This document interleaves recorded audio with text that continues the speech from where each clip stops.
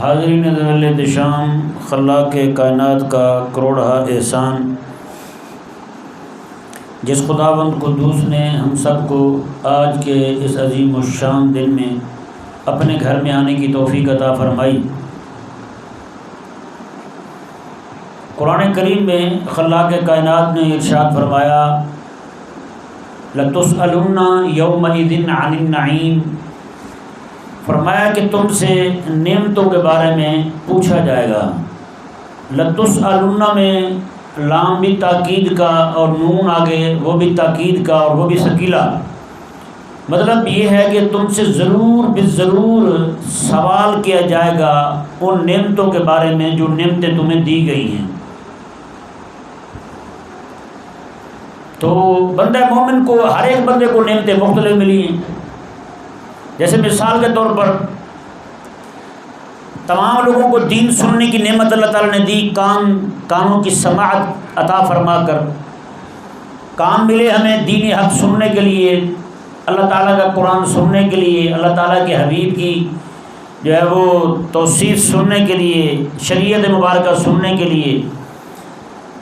یہ تو نعمت ہر ایک کو ملی ہے، لیکن دین بیان کرنے کی نعمت جو ہے وہ ہر ایک کو نہیں ملی۔ جو عالم ہے اسے نعمت ملی ہے، یا دین کی سمجھ بوجھ رکھتا ہے اسے یہ نعمت ملی ہے۔ اب قیامت والے دن یہ بھی سوال ہونا ہے، سامعین سے بھی اور خطیب سے بھی۔ سامعین سے یہ حساب ہونا ہے، ہاں تو نے دین سنا تھا، دین بیان کرنے والے تھے، تم نے سنا تھا، تم ان کے پاس گئے تھے، تم نے جا کر سوال کیا تھا، تم نے مسائل پوچھے تھے، نمازیں تم غلط پڑھتے رہے تھے، نماز کے متعلق پوچھا تم نے جا کر کے؟ نہیں پوچھا ہوگا اس نے، تو ظاہری بات ہے پھر اس سے پھر پوچھا جائے گا قیامت والے دن کہ یہ نعمت تجھے نماز والی دی تھی، شریعت والی دی تھی، قرآن والی دی تھی، تم نے اس کے بارے میں پوچھا کیوں نہیں، تم نے سیکھا کیوں نہیں قرآن، دین، شریعت۔ تو اسی طرح کر کے اب جو خطیب ہے اس سے یہ پوچھا جائے گا قیامت والے دن، تم نے دین بیان کیا تھا، تم نے رب تبارک و تعالیٰ کا قرآن سکھایا تھا لوگوں کو، قرآن سنایا تھا لوگوں کو، دین حقہ جو میرے حبیب کریم علیہ السلام نے 23 سال کے عرصے میں تمہیں دیا تھا، وہ دین کتنا بیان کیا تھا تم نے؟ یہ پوچھا جائے گا قیامت والے دن خطیب سے بھی۔ عوام سے پوچھا جائے گا تو خطیب سے بھی پوچھا جائے گا، تجھے جو بولنے کی ہمت ملی تھی یہ نعمت تھی نا، تجھے جو علم ملا تھا یہ نعمت تھی نا، تمہیں قوت بیان ملی تھی یہ نعمت تھی نا، تم نے اس کا کیا حق ادا کیا ہے؟ پوچھا جائے گا قیامت والے دن۔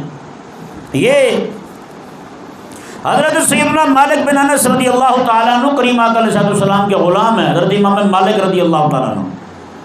آپ ارشاد فرماتے ہیں، بالغنی ان العلماء یسألون یوم القیامۃ کما یسأل الانبیاء یعنی عن تبلیغہ، فرماتے ہیں کہ مجھے یہ بات پہنچی ہے کہ قیامت والے دن علماء سے بھی پوچھا جائے گا، تم نے دین لوگوں کو سنایا تھا، جیسے اللہ تبارک و تعالیٰ نبیوں سے قیامت والے دن پوچھے گا، ہاں تم نے دین سنایا تھا اپنی قوم کو۔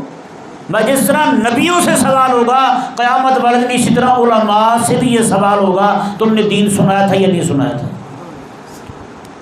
آج ہم دیکھیں نا، ہمارے موضوعات فکس ہیں، طے ہیں موضوعات ممبر کے، ہم نے جناب فلاں مہینے میں یہ والا بیان سنانا ہے، فلاں مہینے میں یہ والا بیان سنانا ہے، محرم آ گیا تو کربلا ہی سنانی ہے ہم نے، میلاد شریف کا مہینہ آ گیا تو میلاد کے دلائل ہی سنانے ہیں ہم نے۔ امام حسین رضی اللہ تعالیٰ عنہ جس لیے راہ حق پہ نکلے ہیں وہ نہیں بتانا ہم نے، بتاتے ہیں ہمیں امام حسین پاک کیوں گئے تھے کربلا، امام حسین رضی اللہ تعالیٰ عنہ کی جو دعوت تھی، آپ کی جو راہ عظیمت آپ نے اختیار کیا تھا وہ بیان نہیں کرتے ہم، ہر سال یہی سنا کے لوگوں کو رلا کے پیسے لے کے نکل جاتے ہیں ہم۔ تو دین کب سنایا ہم نے لوگوں کو؟ امام حسین رضی اللہ تعالیٰ عنہ، امام حسن رضی اللہ تعالیٰ عنہ، آپ کی جو دعوت حق تھی وہ ہم نے کب سنائی لوگوں کو؟ بتائیں۔ امام حسن رضی اللہ تعالیٰ عنہ شہید ہوئے، کیوں شہید ہوئے بتایا ہم نے کبھی کسی کو؟ آپ نے جو غلبہ حق کے لیے، امت کی اصلاح کے لیے، امت کی باہمی صلح کے لیے آپ نے جو اتنی بڑی قربانی دی ہے، اپنی خلافت کی قربانی دی ہے امام حسن پاک رضی اللہ تعالیٰ عنہ نے، جو چیز سنانے کی ہے وہ ہم نے نہیں سنائی، ہم نے صرف وہی سنائی ہے جس سے لوگ پیسے دیں، جس سے لوگ راضی ہو جائیں، بس اتنا۔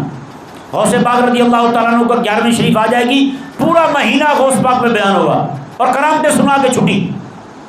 غوث پاک رضی اللہ تعالیٰ عنہ نے، الشیخ الامام عبد القادر جیلانی رضی اللہ تعالیٰ عنہ نے، آپ نے دین حق کی دعوت کیسے پہنچائی لوگوں تک؟ روزانہ حضرت شیخ عبد القادر جیلانی رضی اللہ تعالیٰ عنہ 18 اسباق پڑھایا کرتے تھے، 18 سبق پڑھایا کرتے تھے، سویرے سے لے کر شام تک پڑھاتے تھے۔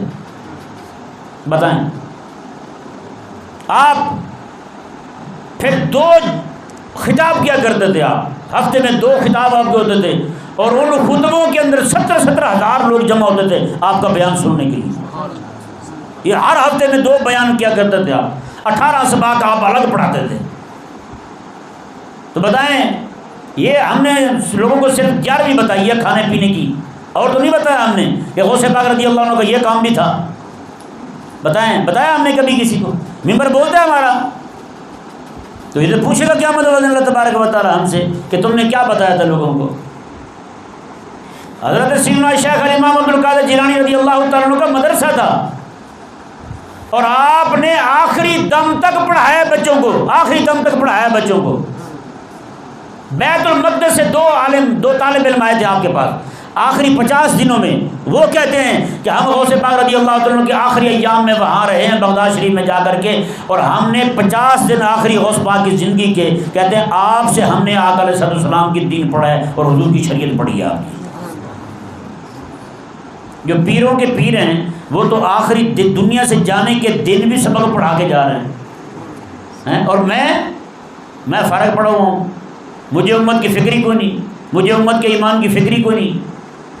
تو بھائی پوچھا جائے گا قیامت والے دن ہم سے، یہ نہ کوئی سوچے کہ جناب میں بس عوام کو میں نے الو بنایا ہوا ہے، سر لگا کے سنا دی، شعر سنا دے، قوم راضی ہو گئی، قوم بھی کہتے چل ٹھیک ہے یار ہم نے کچھ نہیں کہا اس نے مولوی نے، وہ سود کھا رہا ہے تو کھاتا رہے، حرام خوری کر رہا ہے تو کرتا رہے، رشوت کھا رہا ہے تو کھاتا رہے، چلو مولوی صاحب نے کرامتیں سنائی ہیں، مولوی صاحب غائب، ہم بھی خوش وہ بھی خوش، مولوی صاحب پیسے لے کے خوش ہیں جی۔ عوام نے کہا کہ چلو شکر ہے ہماری بےزتی نہیں ہوئی، ہمیں مولوی صاحب نے کچھ نہیں کہہ دیا، مولوی صاحب نے ہمیں جناب زکوٰۃ دینے کا نہیں کہہ دیا، مولوی صاحب نے ہمارے پاس پیسے ہیں ہم زکوٰۃ نہیں دے رہے، ہماری بےزتی نہیں کی مولوی صاحب نے، شکر ہے بچت ہو گئی ہماری۔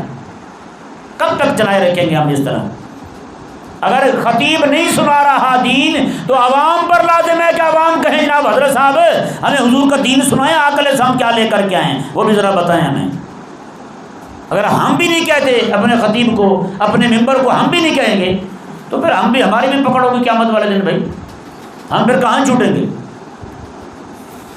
اب دیکھیں جی حضرت سیدنا امام احمد بن حنبل رضی اللہ تعالیٰ آپ نے بڑی زبردست بات کی ہے، یہ امام غزالی رحمہ اللہ نے احیاء العلوم شریف میں نقل کی ہے یہ والی بات۔ آپ فرماتے ہیں کہ لوگ ایسے آ گئے ہیں تارک العلم، انہوں نے علم چھوڑ دیا ہے، علم چھوڑ دیا ہے، علم بیان نہیں کرتے، نہ عوام سنتی ہے نہ وہ سناتے ہیں، علم بیان کرنا چھوڑ دیا انہوں نے۔ پھر کیا کرتے ہیں؟ وہ اکبر علی الغرائب، کہتے ہیں کہ یہ عجیب و غریب باتیں ڈھونڈ ڈھونڈ کے لوگوں کو سناتے ہیں جس میں لوگ کہیں واہ آج تک میں نے یہ بات نہیں سنی تھی، اور باتیں بھی وہ سنائیں گے جن کا عمل کے ساتھ تعلق نہیں ہوگا، جن کا عمل کے ساتھ تعلق نہیں ہوگا۔ اب ہونا کیا چاہیے؟ وہ مسائل عوام کے سامنے بیان کیے جائیں جن پر عوام عمل کرے، عوام عمل کرے، عمل کرنے کے بعد عوام جو ہے وہ اللہ تبارک و تعالیٰ کا قرب پائے، رب تبارک و تعالیٰ کی معرفت حاصل ہو، آقا علیہ السلام کی سنت پر عمل ہو، آقا علیہ السلام کی سنت کے ساتھ محبت پیدا ہو، آقا علیہ السلام کی بارگاہ کے ساتھ وارفتگی پیدا ہو جائے، امتی جو ہے وہ آقا علیہ السلام کی سچی غلامی میں آ جائے اور اللہ تبارک و تعالیٰ کا خوف اس کے دل میں بیٹھ جائے، تو آپ سمجھیں کہ واقعی ممبر نے اپنا حق ادا کیا ہے۔ وگرنہ عوام بھی وہ عمل سے پہلے فارغ ہو، نماز ہفتے بعد پڑھتی ہو یا سال بعد عید پہ پڑھتی ہو، وہ جیسے ہی آپ مسجد میں پہنچے خطیب صاحب آگے سے یہ جنت کے دروازے کھولے بیٹھے ہوں، وہ کہے واہ واہ واہ واہ یہ سارے جنتی، سارے عاشق رسول، انہوں نے جب 500 روپیہ مولوی صاحب کے سامنے پھینکا سارے جنتی بن گئے۔ اب بتائیں عمل کی فکر لاحق ہوگی ان کو کبھی؟ کبھی عمل کی فکر لائق نہیں ہوگی. نمازی بنیں گے کبھی نمازی نہیں بنیں گے. ابھی ایک بندہ جو ہے اسے یقین ہو گیا یار پورا سال میں نے نماز نہیں پڑھی, سال بعد آیا ہوں مولوی صاحب نے مجھے سیدھا جنت کا ٹکٹ ہاتھ میں تھما دیا ہے تو میں تو پکا جنتی ہو گیا, مجھے کیا ضرورت ہے کام کرنے کی, نمازیں پڑھنے کی. بتائیں بھائی, نہیں سمجھ پا رہے مسئلے کو. جبکہ ہمارے علماء نے یہ بات نقل کی ہے, بات ہے کوئی بندہ نماز چھوڑ دے, سنیں, وقت بھی ہو, صحت بھی ہو, یاد بھی ہو, سارا کچھ ہونے کے باوجود جان بوجھ کے بلا عذر شرعی صحیح کوئی بندہ نماز چھوڑ دے, وقت سے گھسا دے نماز کو, بعد میں پڑھ لے, قضا کر کے پڑھے, تو مانتے ہیں اس نماز کی چھوڑنے کی سزا یہ ہوگی کہ بندہ قیامت والے دن جہنم میں 2,88,00,000 سال جلے گا. بتائیں نا, ہم تو دھڑا دھڑ نمازیں چھوڑے جا رہے ہیں, ہمارا تو حساب بھی کوئی نمازیں چھوڑنے کا. بھائی امام غزالی رحمہ اللہ نقل فرماتے ہیں جو بندہ ایک نماز چھوڑتا ہے نا قبر میں اس کے گنجا سام مسلط کیا جاتا ہے, وہ اس کو ڈستا ہے, جب ڈنگ مارتا ہے تو بندہ 17 ہاتھ زمین میں دب جاتا ہے اور جہنم میں آگ بھڑک اٹھتی ہے. فرماتے ہیں کہ یہ جہنم کی آگ مثال کے طور پر اس نے زور کی نماز چھوڑی تھی, عصر تک اس کے ساتھ یہی ہوتا رہے گا, ہر بار اس کو وہ ڈنگ مارے گا, بندہ جل جائے گا, زمین میں 17 ہاتھ نیچے دب جائے گا, پھر باہر نکلے گا, پھر اس طرح کر کے. کہتے اگر عصر کی نماز پڑھی ہوگی تو پھر بچت ہو جائے گی مغرب تک, اگر عصر کی نہیں پڑھی ہوگی پھر مغرب تک یوں ہی چلتا رہے گا. اب بتائیں جس غریب نے پورا سال ہی نمازیں نہ پڑھی ہوں اس کا کیا بنے گا؟ ہم نے تو یہی سن رکھا ہے بھائی جی بس یہ فلانا کام کریں تو پکے جنتی, فلانا کام کریں تو پکے جو جنتی. سبحان اللہ, ایسے ہی ہر بندہ جناب پکا جنتی بنا ہوا ہے. کریم آقا علیہ السلام کے غلام ہیں حضرت عثمان غنی رضی اللہ تعالیٰ عنہ, جن کو میرے کریم آقا صلی اللہ علیہ وسلم نے خود جنت عطا فرمائی تھی. کتنی بار؟ 3 بار. کتنی بار؟ 3 بار جنت عطا فرمائی تھی میرے آقا صلی اللہ علیہ وسلم نے حضرت سیدنا عثمان غنی رضی اللہ تعالیٰ عنہ کو. میرے آقا علیہ السلام نے میں کوئی ہے جو ہمیں کنواں لے کر کے دے دے مدینے میں جنت دے دوں. حضرت عثمان کھڑے ہو کہنے لگے یا رسول اللہ کنواں میں لے کے دوں گا, جنت بھی میں لوں گا. میرے آقا علیہ السلام نے ٹھیک ہے, انہوں نے کنواں لے کے دیا, جنتی پکے ہو گئے. پھر میرے آقا علیہ السلام نے ارشاد فرمایا کوئی ہے بندہ جو مجھے مسجد نبوی کے لیے وسیع توسیع کے لیے جگہ دے دے, میں اسے جنت دے دوں. حضرت عثمان کھڑے ہو کہنے لگے یا رسول اللہ زمین بھی میں دیتا ہوں, جنت بھی میں لوں گا. تیسری بار پھر میرے آقا علیہ السلام نے فرمایا جو ہمیں جہاد کے لیے تبوک کے لیے مال دے دے میں اسے جنت دوں. حضرت عثمان کھڑے ہوئے کہنے لگے یا رسول اللہ 100 اونٹ دوں گا, 7 پلان دوں گا, 7 سامان دوں گا. حضور خاموش ہیں. کہنے لگے یا رسول اللہ 200 اونٹ دوں گا, 7 پلان دوں گا, 7 سامان دوں گا. حضور خاموش ہیں. تیسری بار پھر کہتے ہیں یا رسول اللہ 300 اونٹ دوں گا, 7 پلان دوں گا, 7 سامان دوں گا. میرے آقا علیہ السلام منبر سے نیچے اتر کے حضور نے حضرت عثمان کو سینے سے لگا لیا. میرے آقا علیہ السلام نے آج کے بعد عثمان جو بھی کرے اس سے نقصان کوئی نہیں ہوگا. وہ عثمان جب بھی قبر کا ذکر آتا اتنا روتے کہ داڑھی بھیگ جاتی. کسی نے کہا حضرت آپ اتنا کیوں روتے ہیں؟ اللہ اکبر. حضرت عثمان فرمانے لگے یار جو بندہ قبر سے بچ گیا نا جہنم میں بھی بچ جائے گا, جو جہاں پھنس گیا آگے بھی پھنس جائے گا. مجھے تو اس لیے قبر کا ڈر لگتا رہتا ہے.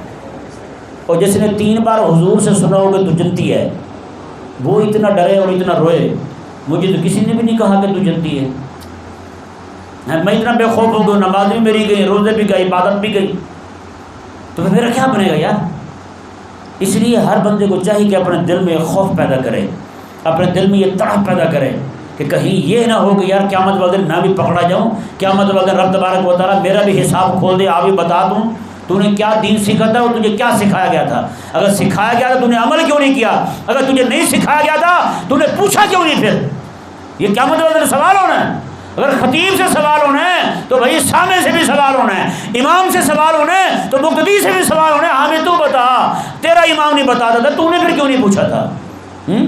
اللہ اکبر کبیرہ. اللہ تبارک و تعالی ہم سب کو سمجھنے کی توفیق عطا فرمائے.